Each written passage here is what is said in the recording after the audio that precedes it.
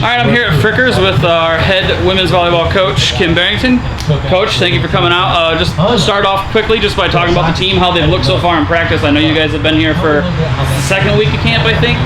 Second week. I think this is our 8th day. Yeah.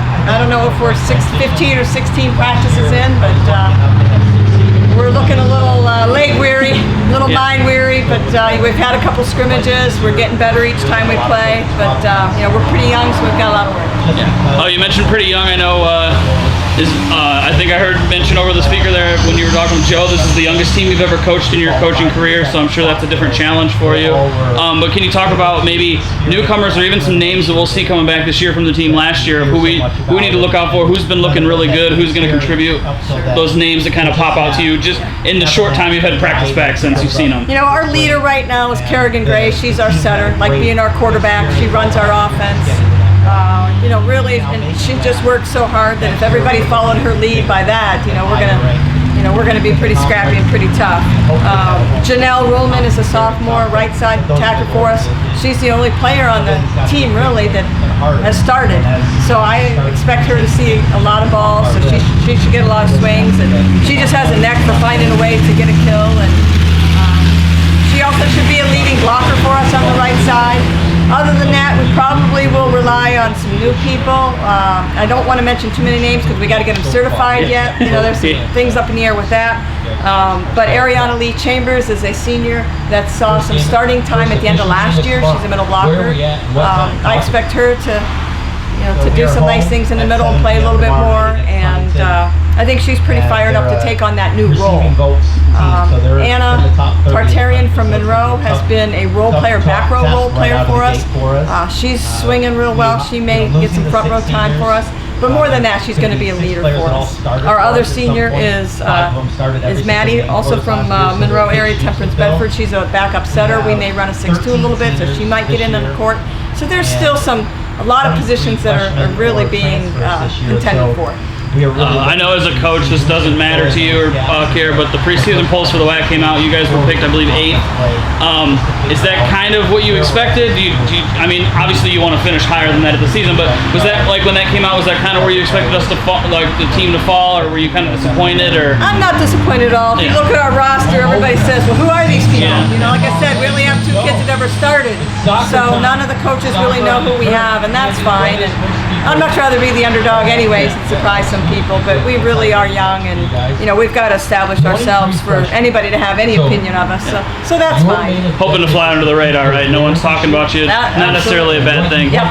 You mentioned some of the returners. I know last year's season was a little bit of an up and down. As a person who works and has to watch you guys all the time, I know that when we looked really good, we were really good. When we looked really bad, we struggled a little bit. So, I know with a young team, you probably expect some growing pains. So hopefully there's less of those and they go away a lot quicker. And I know that we have our tournament coming up a week from Friday, over Labor Day weekend here. It's our opener with 8 teams coming in. So looking at the teams coming in, it looks like we have some pretty good competition coming. So that should help you guys. And I'm sure you scheduled it that way to kind of throw them into the fire, so to speak, with a young team. So maybe talk about the tournament coming up this week, maybe some of the teams that are going. I know our matchups, I think we play Bethel the second game on the first day, and we open with, refresh my memory, I don't remember who we open up the tournament with. It's not Bethel, it's...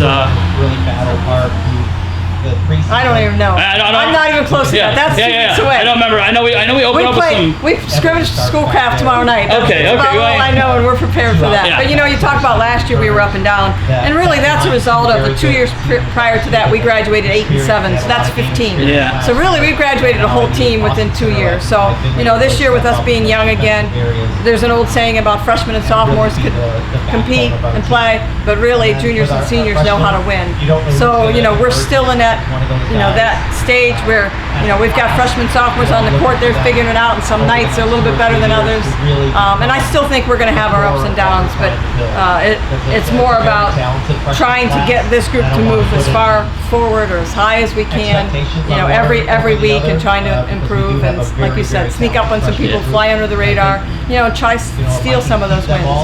Certainly, with some of the teams, like Madonna, Cornerstone, Aquinas, Lourdes, being in the top 10 in the last few years and being the nationals, that's a whole different level, experience level than where we're at right now. But we're gonna we're going to get there and we're going to fight. And you know, those are the types of teams that I like playing. I like playing great competition. That's where you learn and get better. So, as they say, it's kind of a measuring stick game where you kind of see how good you really are, Yep. or what you really need to work on. I know with a young team, the last question I got for you is, I know we're young and there's going to be mistakes, but excited about this group of girls you have coming in, especially some of the newcomers. Like, I'm sure you're excited about, like, as you said, like, it sounds to me that, like, you're kind of thinking in a couple years or maybe by the end of this season we should see some leaps and bounds of improvement, and you're probably pretty excited about this squad. you know, it's kind of funny because most of the sports fans and everybody thinks that the greatest years are the championship years.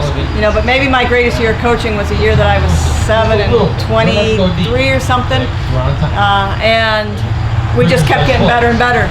But the cool part was the following year we turned it around. We were 23 and 7, and it was the biggest turnaround in history of NCAA Division I volleyball.